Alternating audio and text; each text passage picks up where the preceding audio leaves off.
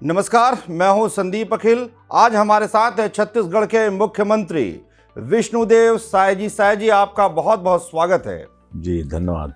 बातों की शुरुआत करते हैं। आप अपने पारिवारिक पृष्ठभूमि के बारे में बताएं, क्योंकि आपका परिवार, जहां तक हमारी जानकारी है, जनसंघ से जुड़ा रहा है। पारिवारिक पृष्ठभूमि पर प्रकाश डालेंगे। मैं एक छोटे से गांव बगिया से जी। आता हूं, एक किसान परिवार से आता हूं। वैसे राजनीति हमें विरासत में मिली है। जी जी। हमारे स्वर्गीय दादाजी वो भी विधायक थे। जी देश की आज़ादी के बाद 1947 में इलेक्शन नहीं हुआ था, विधायक मनोनीत हुए थे। तो हमारे दादा स्वर्गीय सरदार बुधनाथ साय वो मनोनीत विधायक हुए थे। उसके बाद लगातार कोई ना कोई हमारे परिवार से विधायक सांसद रहा। स्वर्गीय नरहरि साय जी वो हमारे बड़े पिताजी थे, वो भी कई बार के विधायक थे। सन 77 में रायगढ़ संसदीय क्षेत्र से सांसद थे और मोरारजी भाई देसाई की सरकार में उन्होंने भी राज्यमंत्री के रूप में भारत सरकार में काम किया। एक हमारे और बड़े पिताजी स्वर्गीय केदारनाथ साय जी, वो भी तपकरा विधानसभा क्षेत्र से विधायक रहे।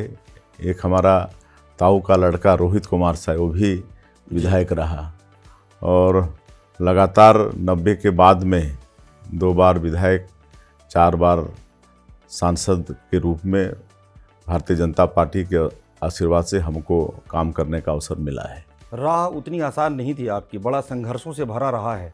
यहाँ तक की जो यात्रा रही है, मुख्यमंत्री पद तक की जो यात्रा रही है, उन संघर्षों के बारे में आप हमें बताएं। हाँ, वैसे तो हमारा पूरा जीवन संघर्ष में रहा। कहे कि हमारी उम्र जब 10 साल की थी, हम चौथी क्लास में थे, तो पिताजी का साया हमारे सर से उठ गया था और घर में सबसे बड़ा भाई होने के नाते पूरे घर की जिम्मेदारी हमारे ऊपर आ गई थी। हमसे पीछे 3 छोटे भाई थे, माता जी थीं, दादी माँ थीं, तो सब की जिम्मेदारी हमारे ऊपर आ गई थी। तो हम पढ़ाई के साथ साथ अपने परिवार को भी संभाला और हम लोग मूलतः किसान हैं, तो किसान भी हम देखते थे जी। तो इस तरह से पूरा जीवन बचपन से ही संघर्ष में रहा और हम कभी ये नहीं सोचे थे कि हम इस मुकाम पर पहुँचेंगे, लेकिन ये शायद हमारे पूर्वजों के कारण या भगवान की दया से जी, पार्टी के आशीर्वाद से आज इस मुकाम पर हमको पहुंचना पड़ा है। मैं आपके गांव जो है बगिया, वहां भी गया हूं। स्वर्गीय दिलीप सिंह जुदेव जी के साथ घर वापसी अभियान का कार्यक्रम था। धर्मांतरण को लेकर जिस तरीके से वातावरण है छत्तीसगढ़ में, एक बड़ी जिम्मेदारी है कि धर्मांतरण को रोका जाए। उस दिशा में क्या प्रयास आपने सोचा है, क्या आपने रोड मैप तैयार किया है? देखिए, हम लोग ईसाई के खिलाफ में नहीं है, लेकिन उनका जो 2 काम है, एक तो गो हत्या और एक धर्मांतरण, इसके खिलाफ में है। गाय हमारी माता है, गाय की हम लोग पूजा करते हैं, तो जो गो हत्या होती है उसका हम लोग खिलाफत करते हैं और जो गरीबी का लाभ लेकर, अशिक्षा का लाभ लेकर और चंगाई को माध्यम बनाकर जो धर्मांतरण करते हैं, उसके हम लोग खिलाफ में हैं और इसके खिलाफ में हमेशा रहेंगे। पिछली सरकार में धर्मांतरण को कहीं ना कहीं सरकार में बैठे लोगों के द्वारा ही मिलता रहा है और ये अपना वोट बैंक बढ़ाने के लिए सब उन्होंने किया, लेकिन इस सब पर बिल्कुल निगरानी सरकार की रहेगी और इस सब में अंकुश लगेगा। युवाओं की बड़ी उम्मीद है आपकी सरकार से, चाहे पीएससी को लेकर हो, विभिन्न प्रकार की भर्तियों को लेकर हो। क्या सोचा है आपने? युवाओं को कैसे आप संतुष्ट करेंगे? बिल्कुल, सबसे पहले तो पीएससी घोटाले की जांच की बात हमारे प्रधानमंत्री जी भी बोल के गए हैं। निश्चित रूप से उसमें उच्च स्तरीय जांच हम करवाएंगे और जहां तक हमारे मोदी की गारंटी में भी ये है कि जो छत्तीसगढ़ में 1 लाख पद बैकलॉग का है, उस पर पूरी पारदर्शिता के साथ और प्राथमिकता के साथ भर्ती का काम सरकार कराएगी और आगे भी जो भी आवश्यक होगा वो कदम उठाएंगे। मोदी की गारंटी का कितना असर हुआ चुनाव में? परिणाम तो हम सबके सामने हैं, लेकिन आप कैसे देखते हैं मोदी की गारंटी को? मोदी की गारंटी का बहुत असर हुआ है, क्योंकि हम लोगों ने मोदी की गारंटी में जो भी वादा किया उस पर 100% विश्वास छत्तीसगढ़ की जनता ने, मतदाता ने किया।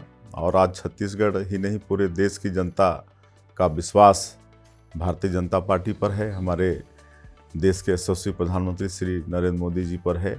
इसलिए हम लोगों ने हर वर्ग की चिंता करते हुए मोदी की गारंटी में मतलब अपना घोषणा पत्र बनाए हैं। तो उस पर यहाँ की जनता ने विश्वास किया, और विशेषकर माताओं ने तो महतारी बंधन योजना को लेकर बहुत बड़ा विश्वास किया, और सरकार बनाने में उनका बहुत अहम रोल रहा है, अहम योगदान रहा है।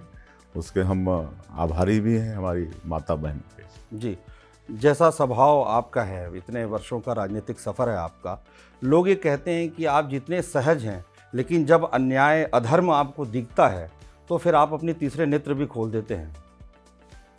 हाँ बिल्कुल, कभी कभी स्वभाव के विपरीत करना भी पड़ता है। वैसे तो भगवान हमको स्वभाव से सरल ही बनाया है जी, लेकिन जब इतनी बड़ी जिम्मेदारी मिली है और मतलब और भी कई पदों में काम करने का अवसर मिला है, तो ऐसा नहीं है कि बिल्कुल सरल है, कभी कभी उंगली टेढ़ी भी करनी पड़ती है। जी। भ्रष्टाचार पर अंकुश लगाने के लिए कैसा प्रयास रहेगा आपका? बिल्कुल मतलब भरपूर प्रयास रहेगा। जो भी भ्रष्टाचार के मामले आएंगे उस पर जांच होगी और दोषीदार लोगों के ऊपर में सख्ती से कार्रवाई होगी। माँ से आप जब मिले और अपने इस सफलता के बारे में आपने बताया, तो एक बड़ा भावुक क्षण होता है किसी भी व्यक्ति के लिए कि उनकी माँ के सामने उनका बेटा जब शीर्ष पर पहुंच जाता है, तो इससे बड़ी कोई प्रसन्नता होती नहीं। उस अनुभव का आप हमें बताएं। जी नहीं, माँ अब बताती है कि जब हमारा मतलब जन्म हुआ था जी, और 12 दिन में जो नामकरण संस्कार का कार्यक्रम हम लोगों में होता है, उस समय जो नामकरण संस्कार में पूजा कराए थे हमारे कुल पुरोहित, तो उन्होंने कहा था, माँ आजकल बताती है कि आपका ये बेटा आगे चल के बहुत बड़ा आदमी बनेगा। आज माँ वो बात बताती है और बड़ा खुश भी होती है कि आज पंडित जी का बताया हुआ बात सही हो रहा है। जी। किसी व्यक्ति को माँ का प्यार तो मिलता ही है, सास का भी स्नेह जब मिल जाए, मैंने देखा कि आपकी सास माँ जो है वो भी बड़ी प्रसन्न हुई आपकी इस सफलता को प्राप्त जो आपने किया है उसको लेकर। नहीं, सभी लोग खुश हैं, परिवार के सभी लोग खुश हैं, और ये स्वाभाविक भी है जी, कि परिवार का कोई व्यक्ति इतने बड़े पद पर पहुंचता है तो खुशी होती है स्वाभाविक रूप से। जी।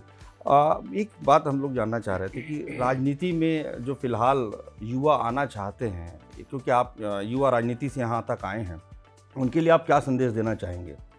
अब युवा तो देश के भविष्य हैं, राष्ट्र शक्ति हैं, और आज हमारे देश का युवा आदरणीय नरेंद्र मोदी जी से, हमारे देश के यशस्वी प्रधानमंत्री जी से प्रभावित हैं, और सब अधिक से अधिक जुड़े हमारे प्रधानमंत्री जी से, भारतीय जनता पार्टी से।